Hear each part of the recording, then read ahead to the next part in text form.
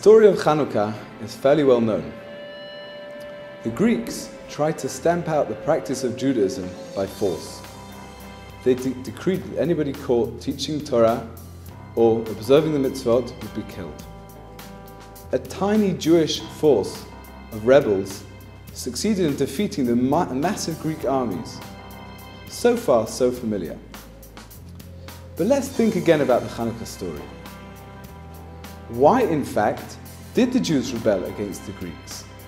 Were the Greeks coming to commit genocide to wipe out the Jewish people?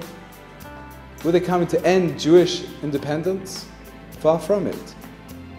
In general, the Greeks' policy was to allow the nations they ruled to keep their national culture and practices, as long as they accepted the best of modern Greek culture.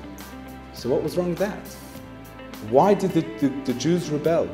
Were they plain crazy? Or was there something else?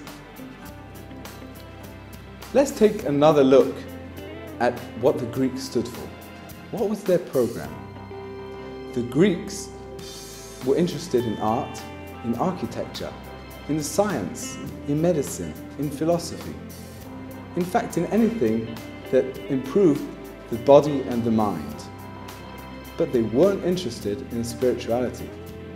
In fact, they thought that the soul, spirituality, and God were all a lot of nonsense made up. The Greeks were interested in building the exterior of a human being. Fit, healthy, clever, whilst not leaving nothing spiritual inside. The Jews could not stand that. That a person, Judaism says, is more than just a body. In fact, the main aspect of a person is inside, the spirit, and all that goes with it, the connection to God. And for that, they were willing to fight.